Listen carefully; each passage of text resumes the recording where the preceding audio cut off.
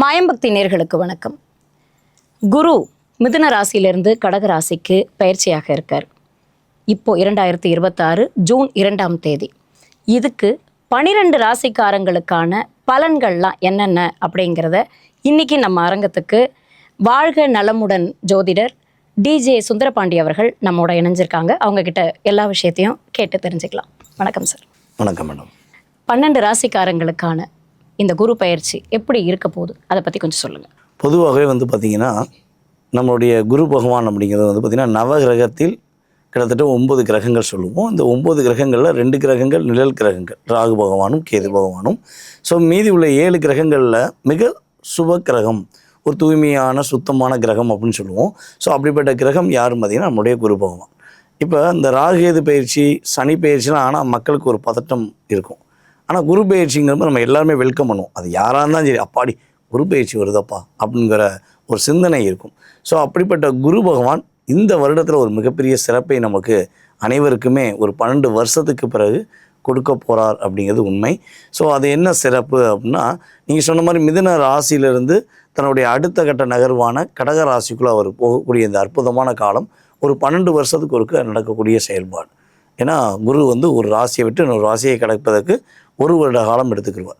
அதிசாரமாக முன்னோக்கி போவார், பின்னோக்கி அப்புறம் வக்ரமாகி வருவார். அப்படிங்கிறது கூட பொதுவாகவே ஒரு ராசியிலேருந்து அவர் மெயினாக ஒரு குரு பயிற்சி அப்படிங்கிறது 1 வருஷத்துக்கு ஒருக்க நடக்கக்கூடிய ஒரு செயல்பாடு. ஸோ இந்த செயல்பாடானது பார்த்திங்கன்னா இந்த வட்ட கடகத்துக்குள்ளே வர்றது அப்படிங்கிறது நம்மளுடைய குரு பகவானுக்கு மிக பிடிச்ச வீடே கடகராசி தான், உச்ச வீடு. ஆமாம், அந்த வீட்டில் தான் ஒரு உச்சம் அடைகிறார். ஸோ அப்போ தனக்கு பிடித்த வீட்டில் அமர்ந்து அவர் ஸ்தான பலத்தை விட அவருடைய பார்க்குற பார்வையுடைய செயல்பாடு வில் பவராக இருக்கும், வேறு லெவலில் இருக்கும் அப்படிங்கிறது நிதர்சனமான உண்மை. துலாம் ராசிக்காரங்களுக்கு இந்த குரு பயிற்சி எப்படி இருக்கும், என்னென்ன சாதக பாதகங்கள் எல்லாம் கொடுக்கும்? பாதகம்னு ஏன் கேட்குறோம் அப்படின்னா, சில கிரகங்கள் ஒரு சில கட்டத்தில் நீச்சம் ஆகுறாங்க, உச்சம் பெறுறாங்க அப்படின்னு நீங்கள் சொல்கிற மாதிரி ரிவர்ஸில் வராங்க அப்படிங்கிற மாதிரியான விஷயங்கள்லாம் இருக்கும்போது, உச்சம் பெற ராசிகளாக இருந்தது அப்படின்னா அவங்களுக்கு பிரச்சனை கிடையாது. ஒருவேளை அவங்க ரிவர்ஸில் வர்றதாகவோ இல்லை நீச்சமாகிறதாகவோ இருந்தால் அவங்களுக்கான சில பேக் ஃபயர்ஸ் எல்லாம் உண்டாகும் இல்லையா? ஸோ அதுக்கான இந்த பாதகங்கள் எல்லாம் கேட்டுக்கிட்டு, அதாவது பொதுவாகவே பார்த்திங்கன்னா துலாம் ராசி நீதி நேர்மை உண்மை அப்படிங்கிற எழுத்தை போடும்போது பக்கத்தில் துலாம் சொல்லி போட்டுரும். ஸோ அந்த அளவுக்கு ப்ரொஃபைட்டான ஒரு மனிதர்கள். நம்ம எந்த முடிவு எடுத்தாலும் யாரையும் பாதிக்கக்கூடாது, மனசார யாரும் கஷ்டப்பட்டுறக்கூடாது.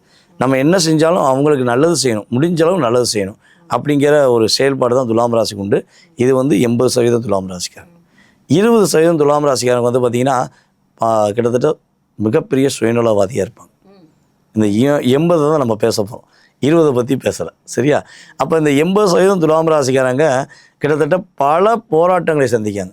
ஏன்னா இங்கே பார்த்திங்கன்னா இந்த கலியுகத்தில் யார் உண்மையாக இருக்காங்களோ, யார் நேர்மையாக இருக்காங்களோ, யார் மற்றவங்களை கஷ்டப்படுத்தாமல் இருக்காங்களோ அவங்களுக்கு தான் கஷ்டம் மட்டும் ஆட்டோமேட்டிக்காக கிடச்சிக்கிட்டே இருக்கும். நிறைய போராடுறாங்கன்னா அது துலாம் ராசிக்காரங்களான்னு சொல்லி அழகாக கேட்டுடலாம். ஸோ அப்படிப்பட்ட நேர்களுக்கு இந்த குரு பகவான் 2ஆம் இடத்தை பார்க்குறனால, துலாம் ராசிக்கு 2ஆம் இடத்தை பார்க்குறனால ஆட்டோமேட்டிக்காக பொருளாதாரம் சார்ந்த விஷயங்களில் சூப்பராக வெற்றி பெற போகிறாங்க. அதே போல் இந்த கணவன் மனைவி புரிதல் இல்லாத தன்மை இனிமேல் புரிதலுடன் வாழக்கூடிய ஒரு அந்யுன்யம் உறுதியாக உண்டு. இந்த துலாம் ராசிக்காரங்க பார்த்திங்கன்னா விருச்சிக ராசிக்காரங்க மாதிரியே ஒரு தவறை சுட்டி காட்டுவாங்க.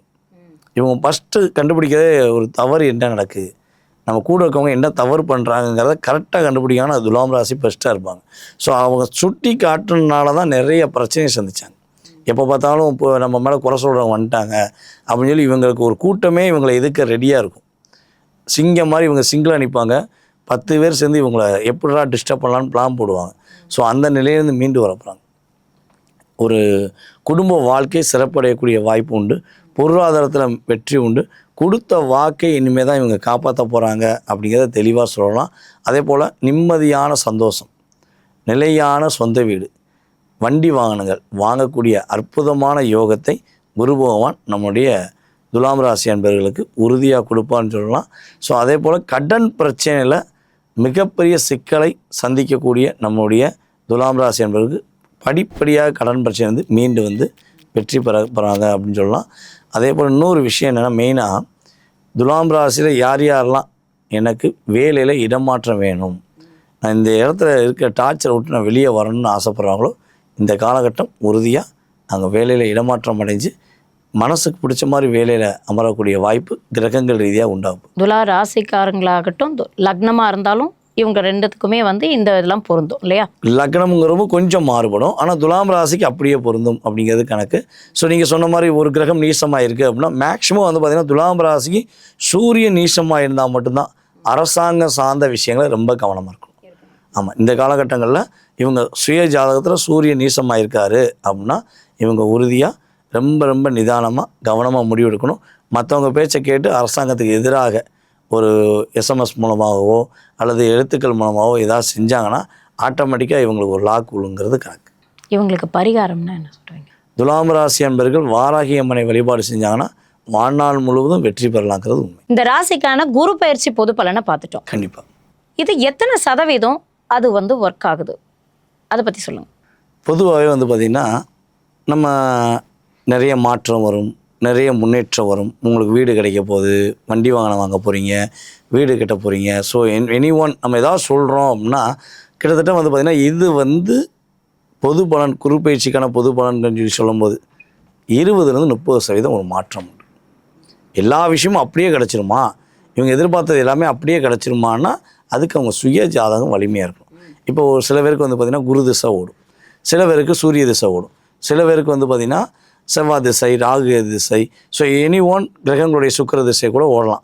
ஸோ அந்த திசாநாதனுடைய அடிப்படையை வச்சு, அந்த புத்திநாதனுடைய அடிப்படையை வச்சு தான் இவங்க எதிர்பார்க்குற விஷயங்கள் எந்த அளவுக்கு ஒரு மிகப்பெரிய மாற்றத்தை கொடுக்கும், எந்த அளவுக்கு ஒரு மிகப்பெரிய முன்னேற்றத்தை கொடுக்கும்னு சொல்லி நம்ம தெளிவாக சொல்ல முடியும். அப்போ இந்த 20-30% அவங்க சுய ஜாதகத்தில் உள்ள நடப்பு தசா புத்தியும், அதே போல் அவங்களுடைய லக்ன ரீதியாக எந்த கிரகங்கள் இணைவாக இருக்குது, எந்த கிரகம் ஆளுமை பெறுது, எந்த கிரகம் வலிமை பெறுகிறது, எந்த கிரகம் வலிமை இழக்கிறது, அதுமாதிரி நீசம் அடையிறது அப்படின்னு சொல்லி பார்க்கும்பொழுது அந்த கிரகத்துடைய தன்மைகள் இவங்க சாதகத்தில் சாதகமாக இருக்கா அல்லது பாதகமாக இருக்கா அப்படிங்கிறதெல்லாம் நம்ம தெளிவாக செக் பண்ணோன்னு வச்சுக்கோங்களேன்.